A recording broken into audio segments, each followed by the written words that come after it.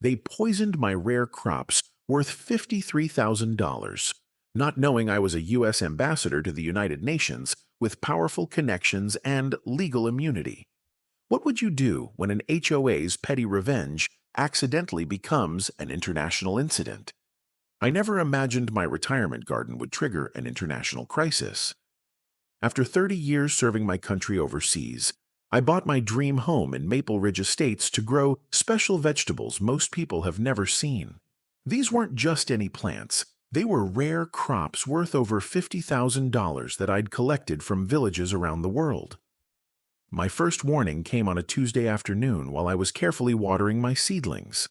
A shadow fell across my garden beds. "Excuse me," said a sharp voice. "Those garden boxes are against our rules." I looked up to see Eleanor Whitfield standing at my fence, her ever-present clipboard in hand. Her pearl necklace gleamed in the sunlight as she frowned at my carefully built wooden boxes. "Good afternoon, Eleanor," I said, setting down my watering can. "These raised beds are actually allowed under Section 4.3 of the bylaws. I checked before building them." Eleanor's eyes narrowed.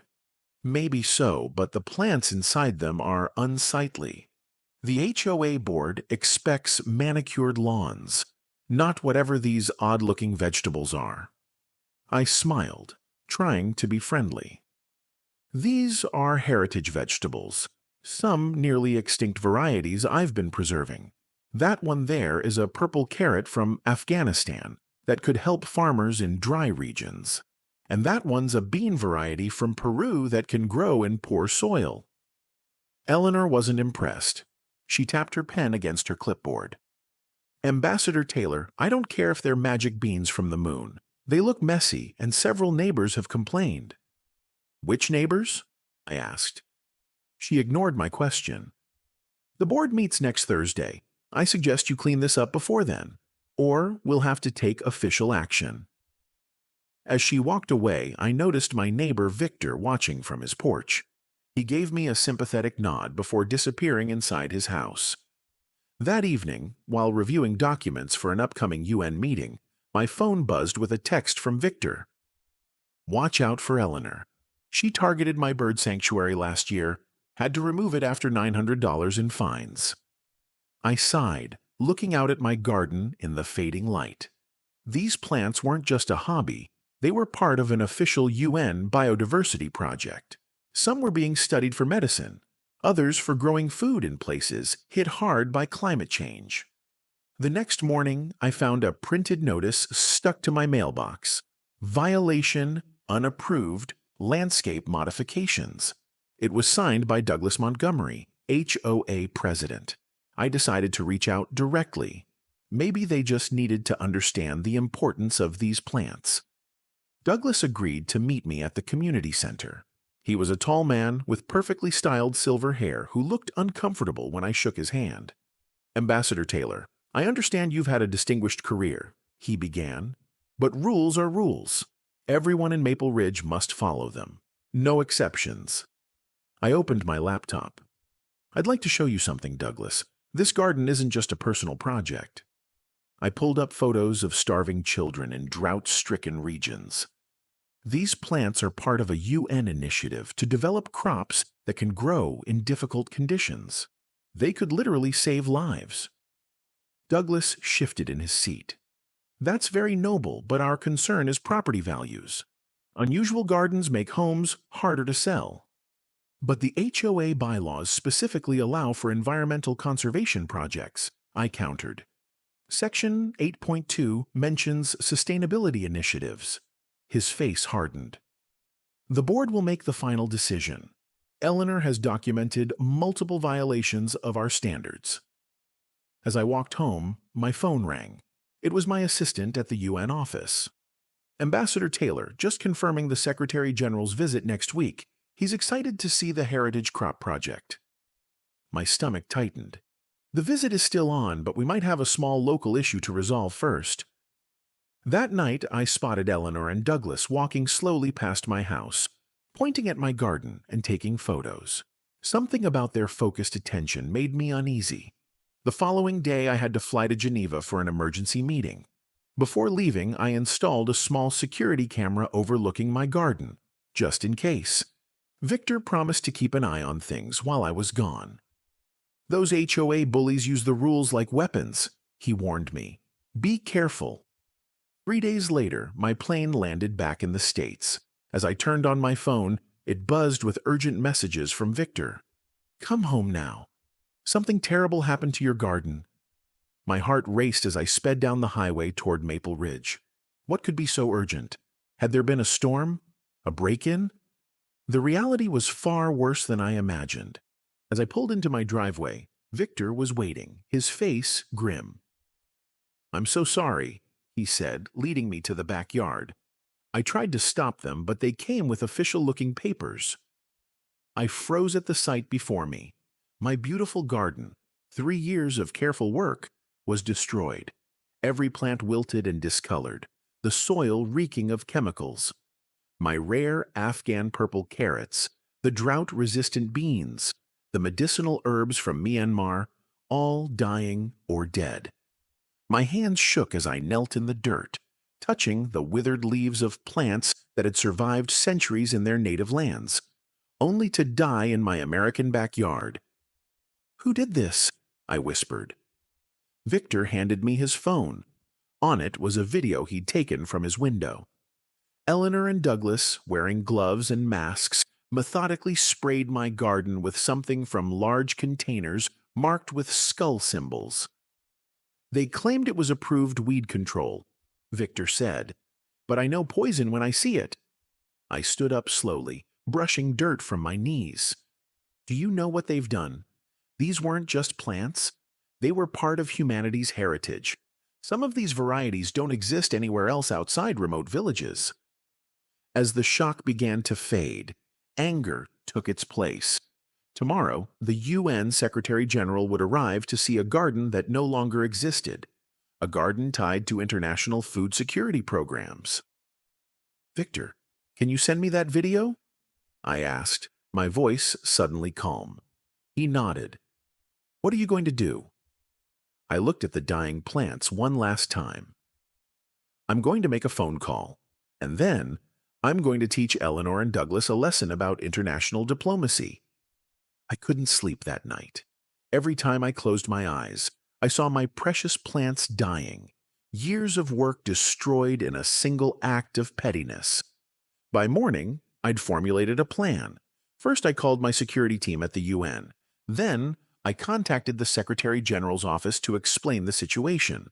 Finally, I reviewed the HOA bylaws one more time, not as a homeowner, but as a diplomat who'd negotiated with dictators and warlords. My doorbell rang at exactly 9 a.m. Eleanor stood there with Douglas and 2 other board members. The smile on Eleanor's face vanished when she saw my expression. "Ambassador Taylor," she began sweetly, "we noticed you finally removed those unsightly plants. The board appreciates your compliance." "Didn't invite them in." "Let's be clear, Eleanor. I didn't remove anything. You trespassed on my property and poisoned crops that were part of an official United Nations food security program." Douglas stepped forward. "Now, wait a minute. We sent proper notices about rule violations. When you fail to comply, the HOA has the right to remedy the situation." I pulled out my phone and played Victor's video. Their faces paled as they watched themselves spraying chemicals all over my garden. That's an invasion of privacy," Eleanor sputtered. "No, Eleanor," I said calmly. "Entering my yard without permission and destroying protected plant specimens. That's the invasion. Do you have any idea what you've done? Those weren't ordinary vegetables. They were rare heritage crops being studied for humanitarian purposes." Douglas tried to regain control. "The rules clearly state, the rules don't permit you to poison anyone's plants," I interrupted. "Furthermore, Section 8.2 specifically exempts environmental conservation projects, which my garden clearly was." Eleanor's face turned red. "Everyone has to follow the same rules. Your fancy job doesn't make you special." Just then, a black SUV with diplomatic plates pulled up in front of my house. A tall woman in a suit stepped out. Maria, my chief security officer, I introduced her. Is everything all right, Ambassador? She asked, eyeing the HOA group suspiciously. These are the individuals I mentioned, I said. The ones who destroyed UN property. UN property? Douglas looked confused. This is a residential neighborhood. I handed him a folder. This is the official documentation showing that my garden was registered with the UN Global Seed Preservation Initiative. Those plants weren't just mine. They belonged to humanity. Some were being studied for potential medical breakthroughs. Eleanor grabbed the papers, flipping through them frantically. This is ridiculous. How are we supposed to know? I tried to tell you, I said calmly. Multiple times, but you were too busy enforcing your rules to listen. Maria stepped forward. Ambassador Taylor, the Secretary General has been informed. He's requested an emergency meeting with the full HOA board this afternoon. Eleanor looked horrified. The UN Secretary General? Over some plants? Over $53,000 worth of rare agricultural specimens that were part of an international food security program. I corrected her. And yes, he takes this very seriously. Douglas pulled Eleanor aside, whispering urgently. I could see the panic in their eyes as they realized the potential consequences of their actions. Look, Douglas said, turning back to me. This is clearly a misunderstanding. The HOA is willing to compensate you for the plants. $500 seems fair. I almost laughed. The Afghan purple carrot alone was worth $8,000. It was one of only 3 known cultivated specimens in the Western Hemisphere.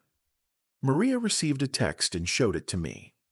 The Secretary General's team has arrived at the airport, she informed me, and the media has been notified about the incident. Media? Eleanor squeaked. Yes, I said. Destruction of endangered plant species tends to be newsworthy, especially when they're tied to humanitarian projects. Douglas pulled me aside desperately. Ambassador Taylor, please. There must be something we can do to resolve this quietly. I looked at my devastated garden again. Emergency HOA meeting. 2 hours. Full board attendance. And bring your bylaws. After they left, Victor came over with a small pot. In it was a single seedling, one he'd taken from my garden weeks earlier to grow in his window. I saved this one, he said. Not sure what it is, but it might help. I almost cried when I saw it. The rarest of them all, a medicinal herb from a remote Himalayan village that showed promise for treating certain types of cancer. Victor, I said carefully, taking the pot, you have no idea what you've just done. You may have saved lives. As I prepared for the meeting, neighbors began gathering outside. Word had spread quickly about what had happened. Many had their own stories about Eleanor and Douglas's reign of HOA terror. My phone rang again, UN security confirming the Secretary General's arrival, as I looked out at my neighbors and the media vans now parking on our street. I realized this had grown far beyond a garden dispute. Ambassador, Maria said, standing at my door, it's time. I gathered my evidence, the video, the bylaws, the plant documentation, and the soil samples showing the toxic chemicals used, and headed toward the community center. Eleanor and Douglas had no idea what was coming. This wasn't just about my garden anymore. It was about abuse of power, about people using rules to bully their neighbors. And diplomacy aside, I was done playing nice. As we approached the community center, I saw the crowd had grown larger. News cameras were setting up.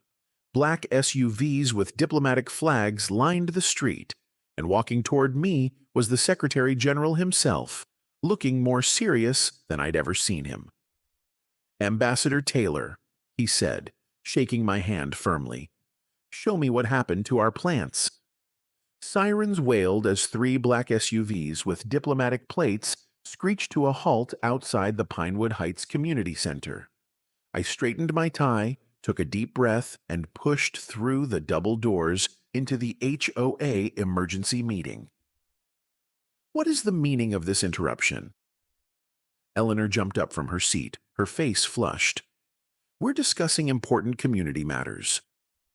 The room fell silent as my security team filed in behind me. Neighbors I barely knew stared with open mouths. Some pulled out phones to record. "I think poisoning my garden counts as an important matter," I said, my voice steady but loud enough for everyone to hear, especially since those plants were part of an official United Nations Environmental Sustainability Initiative. Douglas laughed nervously. "Ambassador Taylor, we understand you're upset about your vegetables, but this dramatic entrance seems a bit much, don't you think?" I pulled out my tablet and turned it toward the crowd. "This isn't about vegetables. These are the before and after photos of rare plant species being studied for drought resistance. Species that could help feed millions." I swiped to security footage showing Eleanor and Douglas spraying chemicals across my garden, 2 a.m. "And this is you two destroying them." A collective gasp filled the room. "You had 3 notices," Eleanor shouted, her voice cracking. "Rules are rules." An older woman in the back stood up. "I got fined $200 for having a flower box that was 2 inches too wide, but you can poison someone's garden."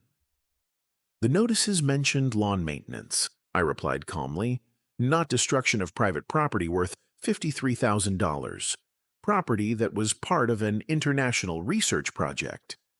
Douglas's smug expression melted away. "Wait, you're not just... Are you actually a serving U.S. ambassador to the United Nations?" "Yes," I said, placing my diplomatic credentials on the table. "Those weren't hobby plants. They were officially sanctioned specimens being studied for humanitarian applications in developing nations." The room erupted. Neighbors started shouting questions at the HOA board. Eleanor slammed her gavel repeatedly. "This changes nothing. Your position doesn't exempt you from our covenant. Rules apply to everyone." The doors swung open again. Secretary General Okafor walked in with 2 assistants, looking concerned. "Ambassador Taylor," he said in his deep voice, "I came as soon as I heard. These are the specimens you've been reporting such promising results on. The ones showing potential for sustainable agriculture in drought regions." Cameras flashed through the windows as news vans pulled up outside. Neighbors pressed their faces against the glass, watching their once powerful HOA leaders squirm. Douglas stood, trying to regain control. "This is a private meeting. The media has no right." "Actually," said Victor, my quiet neighbor who I'd barely spoken to before today, "this is a public meeting according to state law." He walked to the front of the room, carrying a thick folder. "And before anyone makes statements to the press, you should know something important." He spread out documents on the table. "The HOA doesn't actually have jurisdiction over garden plants at all." Eleanor lunged for the papers. "That's ridiculous. Of course we do." "No," Victor continued, pulling out highlighted pages. "Section 8.3 of your own bylaws specifically excludes agricultural plantings under 3 feet tall from HOA oversight. It was added in 2007 when the county passed urban agriculture incentives." A woman I recognized as the HOA treasurer looked shocked. "I've been on this board for 5 years and never saw that provision." "Because," Victor said, pulling out more papers, "certain sections of the bylaws were deliberately omitted from the copies given to new board members. I have proof." Eleanor's face turned from red to ghostly white. Outside, the crowd of neighbors had doubled in size. "This meeting is adjourned," Douglas announced, grabbing his briefcase. "I don't think so," replied one of my security team members, blocking the exit. "The FBI wants to ask you some questions about destruction of protected species." My phone buzzed with a text from the State Department. "Potential violation of 3 international conservation treaties. Legal team en route." Victor leaned toward me. "I've been building a case against them for years. They've been selectively enforcing rules to push certain homeowners out, but I never imagined they'd go this far." Eleanor suddenly broke for a side door, shoving past an elderly neighbor who fell to the floor. "I need to get something from my car," she yelled as neighbors helped the fallen woman. I nodded to my security team. Don't let her delete any evidence. The Secretary General placed a hand on my shoulder. Ambassador, I believe the situation just grew beyond a neighborhood dispute. Victor picked up a paper Eleanor had dropped in her rush to escape. His eyes widened as he read it. You need to see this right now, he whispered. It explains everything about why they targeted your garden specifically. Victor handed me the paper with shaking hands. Look at the letterhead. My heart stopped. The document showed plans for Pinewood luxury condominiums, with Douglas's development company logo at the top. A map marked several properties for acquisition, with mine circled in red and labeled Priority Target. Your garden sits on the corner lot they need for the main entrance, Victor explained. They've been trying to force you out. Before I could process this, Eleanor burst back through the door, security guards right behind her. She was deleting photos and messages from her phone. That's private property, Eleanor screamed, lunging for it. A tech specialist from my team quickly connected the phone to a laptop. Images filled the screen, hundreds of photos of neighborhood homes with notes about violations. Text messages between Eleanor and Douglas discussing which homeowners to pressure out. Put it on the projector, I said quietly. As the evidence displayed on the wall, the room went completely silent. Then, Mrs. Abernathy, a widow in her 70s, started to cry. They fined me $500 last month for my garden gnomes, she sobbed. I had to skip my medicine to pay it. The dam broke. Suddenly, everyone was talking at once. They made me paint my door 3 times before approving the color. They fined me for having a bird feeder while Eleanor has 3 in her backyard. They rejected my solar panels but approved the same model for their friends. They made me remove my porch swing while Douglas has an identical one. Each story fueled the growing anger. Phones came out. Social media posts went up. And within minutes, more neighbors poured into the community center. Douglas tried to regain control. These are all standard enforcements of your development plans, I interrupted, holding up the paper Victor found. Is forcing people from their homes for your condo project standard enforcement too? The crowd surged forward. Douglas backed against the wall. I've lived here 15 years, shouted Mr. Ramirez, a retired firefighter. Got cited for having my grandson's bicycle visible in my driveway. Meanwhile, your boat sits outside your garage all summer. Victor stepped onto a chair. I'm a retired environmental lawyer, he announced. I've been documenting the HOA's selective enforcement for 3 years. They target elderly residents, minorities, and anyone who questions their authority. He opened his laptop. I've recorded every meeting, documented every inconsistent ruling, and compiled homeowner complaints. I was building a class action lawsuit, but Ambassador Taylor's situation proves this goes beyond civil violations into criminal territory.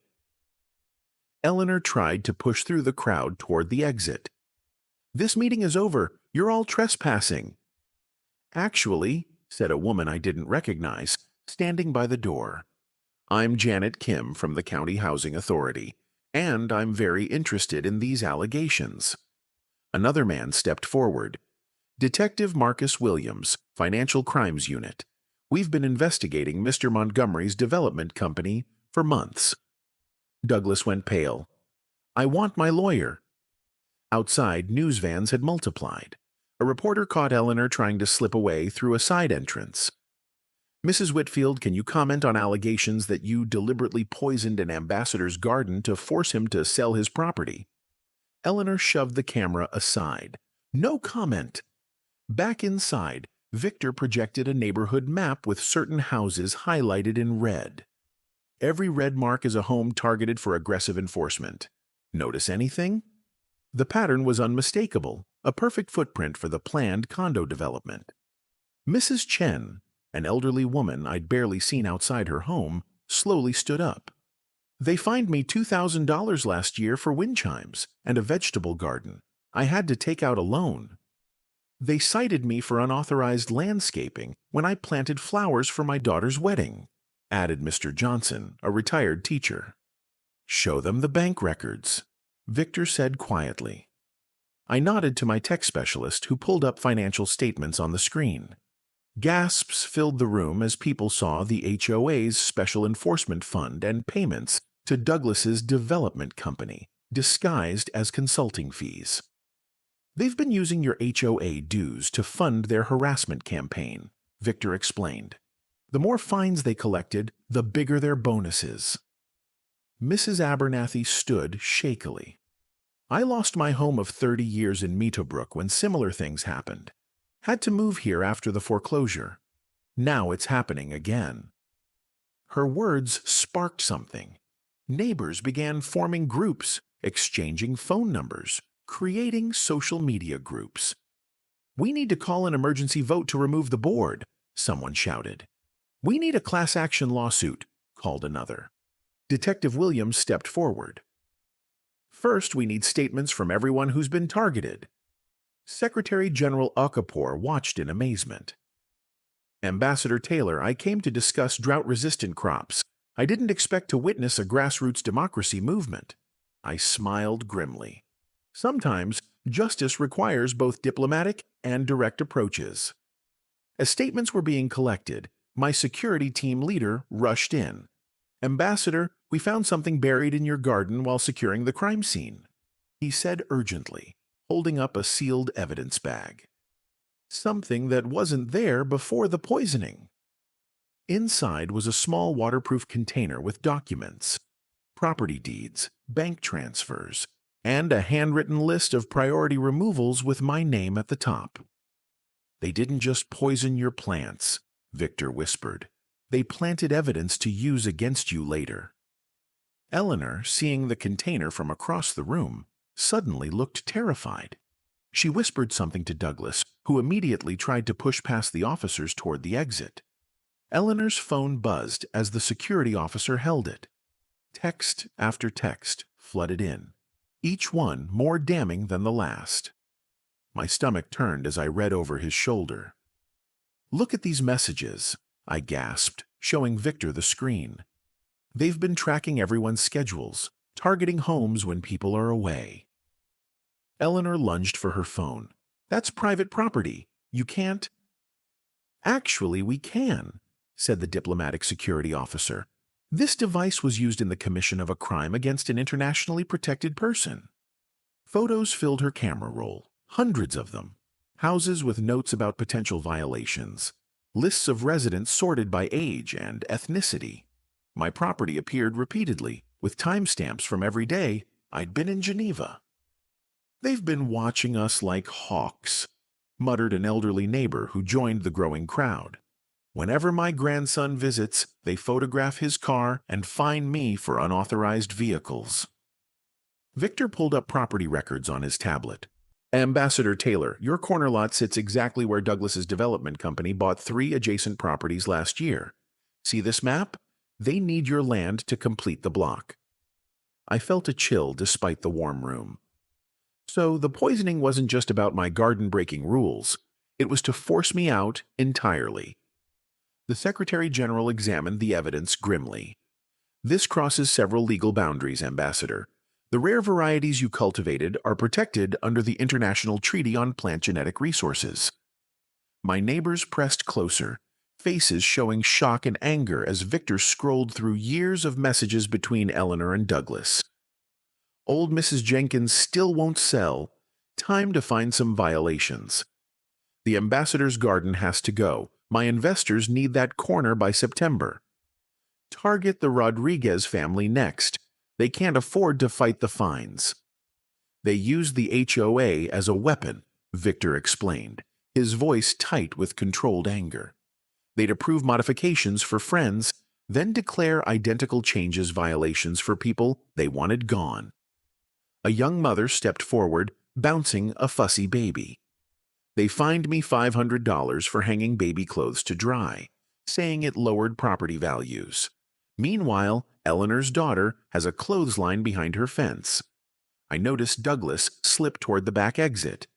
Stop him, I called to security. He's trying to leave. When they caught him, He was frantically deleting emails on his phone. The recovered messages revealed something even darker: spreadsheets tracking how much each problem resident had paid in fines, with notes about who might be financially vulnerable enough to be forced out. They've collected over $300,000 in fines over 3 years, Victor announced, stunning the room to silence. Most of it never reported in HOA financial statements. "Where did the money go?" asked a shocked board member who'd been left out of the scheme. An FBI agent who'd arrived with the diplomatic security team stepped forward. "We'd like to know that too. Financial fraud across state lines is a federal offense." Douglas's face went ashen. "This is ridiculous. We were just enforcing the rules everyone agreed to when they moved here." "Rules that mysteriously changed whenever you needed them to," Victor countered, holding up old and new versions of the HOA handbook.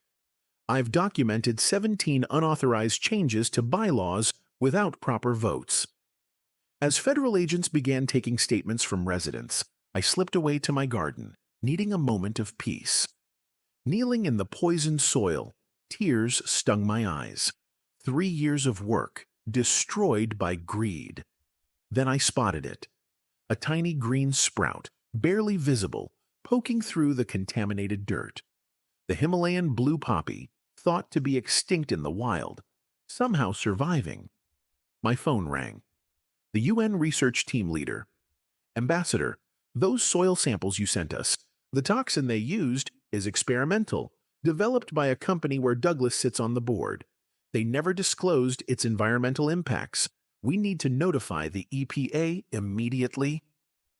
I stared at the tiny seedling fighting to live, then at the chaos unfolding in the community center across the street, where agents were now boxing up HOA records.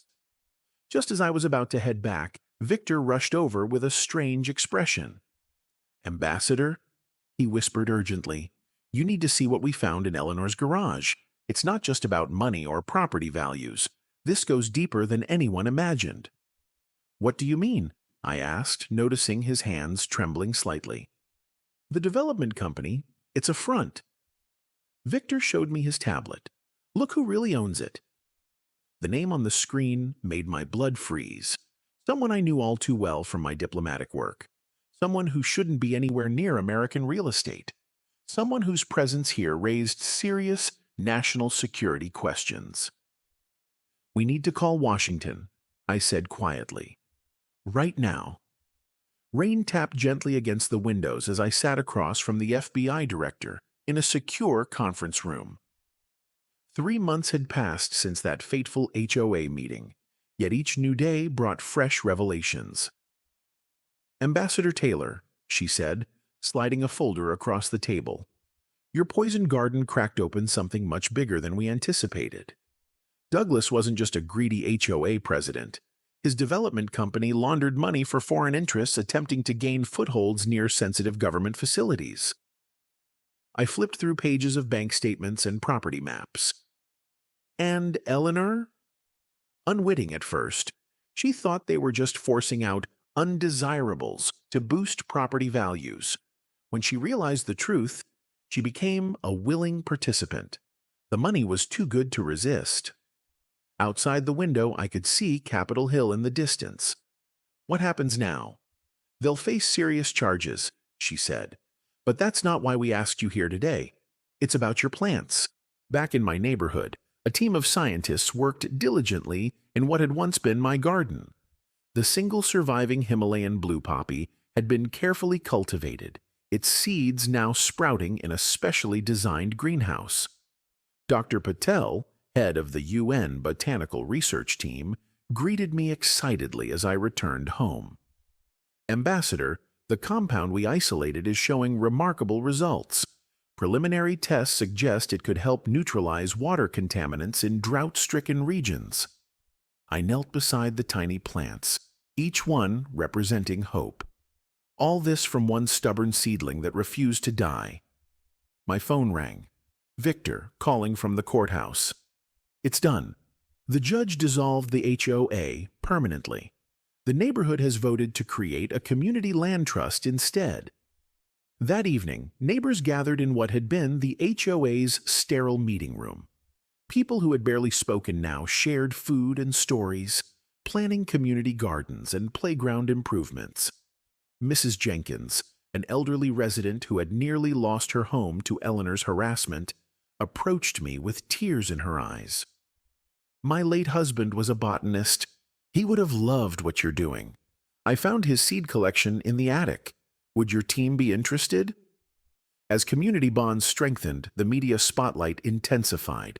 News vans lined our streets as the story went national. How a poisoned garden had exposed foreign money laundering, corrupt officials, and sparked a movement against predatory HOAs across the country. "Ambassador," a reporter shouted as I collected my mail, "how does it feel to accidentally trigger a congressional investigation?" I smiled politely. Sometimes the smallest seeds create the biggest changes. Behind the cameras, I spotted Eleanor being escorted from her home. Neighbors watched silently as agents carried boxes of evidence. Our eyes met briefly, hers filled with a mixture of hatred and fear, mine with quiet resolve. Later that week, I testified before Congress about foreign investment schemes hiding behind seemingly innocent HOAs and development companies. Lawmakers from both parties united in pushing for reforms. "Your experience has illuminated a significant security vulnerability," the committee chair noted, "and, ironically, saved several endangered plant species in the process."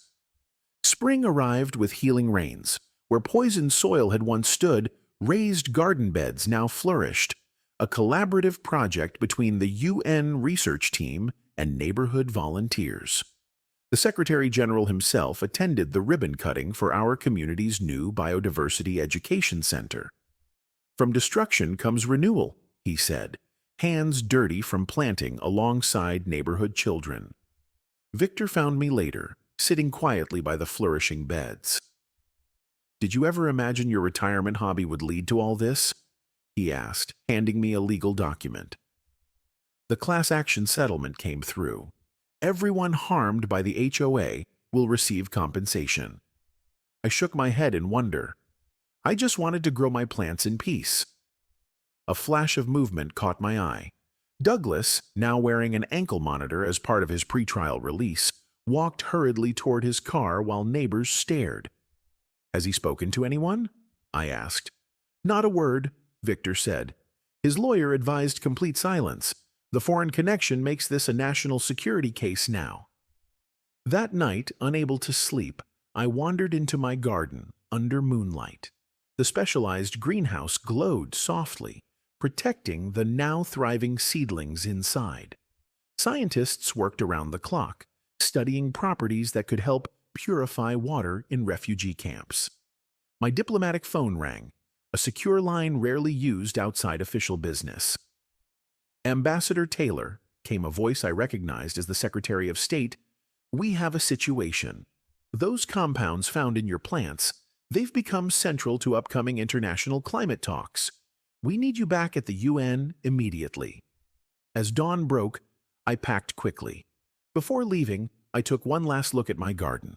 Once destroyed by pettiness and greed, now a symbol of resilience and renewal. Mrs. Jenkins walked over, watering can in hand. "Don't worry about a thing. We'll care for them while you're fighting the good fight." "The seeds we're planting here go beyond just flowers and vegetables," I told her, suddenly emotional. "They're about community, justice, and standing together against bullies." As my diplomatic escort arrived, I noticed a small package on my doorstep with a note from the neighborhood children. Inside were dozens of handmade cards and a small plaque reading, "Ambassador of Plants and People." "Sometimes," I whispered to myself, "the worst poison reveals the strongest roots, and sometimes a garden grows much more than plants." Hope you enjoyed this story. If you'd like to hear more, don't forget to like this video and subscribe to our channel. See you in the next one.